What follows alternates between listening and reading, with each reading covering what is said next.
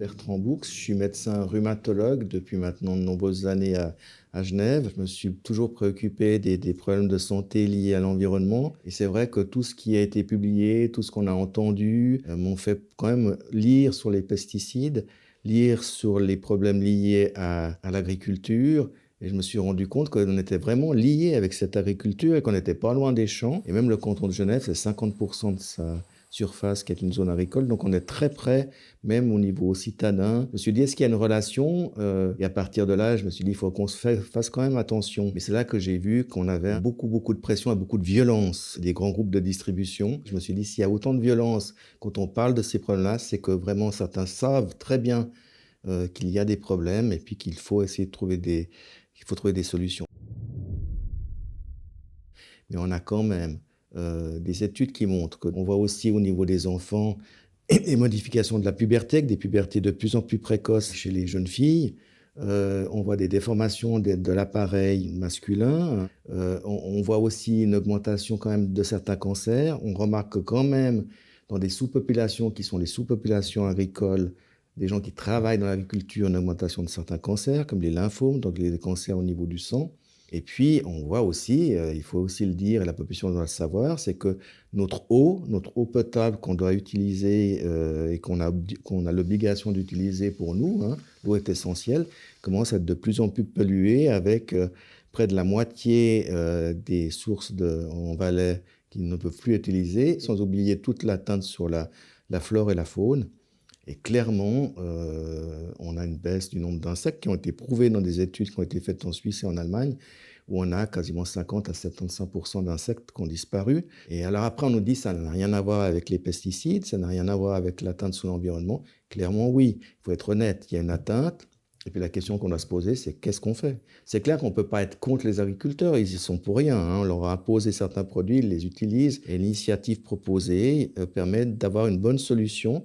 C'est un dialogue avec le monde agricole, mais une sortie assez rapide parce que mon souci, c'est que si on perd du temps, on ne va pas pouvoir le rattraper. Si on n'intervient pas rapidement, dans 20 ans, 25 ans, 30 ans, ce sera trop tard. Le problème, c'est que personne ne sait ce qu'il mange. Et si vous achetez un aliment, vous n'allez pas savoir ce qu'il y a dedans, hein.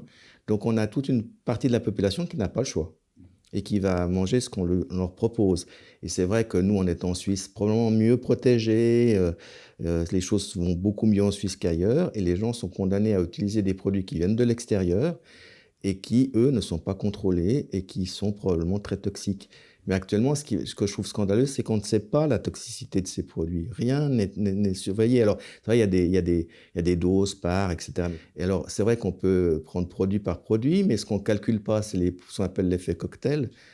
Ça veut dire que, voilà, est-ce que des petites doses de plusieurs choses font pas plus de dégâts qu'une grosse dose de quelque chose?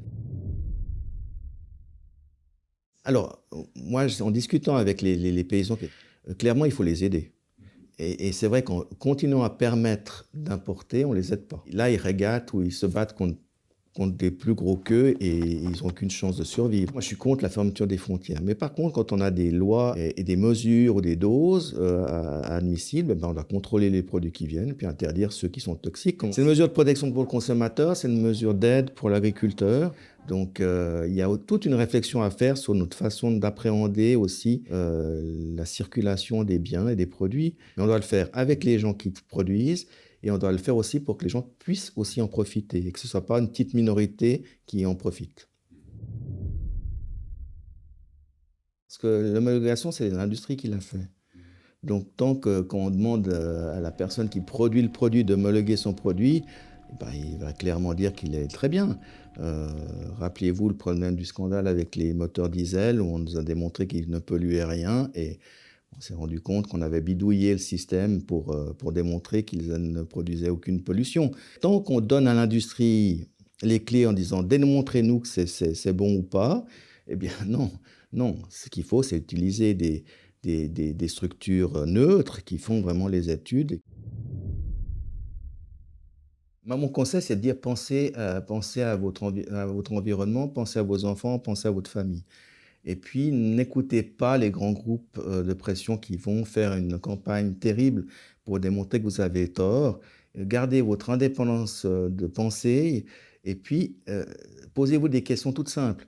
Est-ce qu'actuellement, je suis sûr de ce que je mange? Ben non.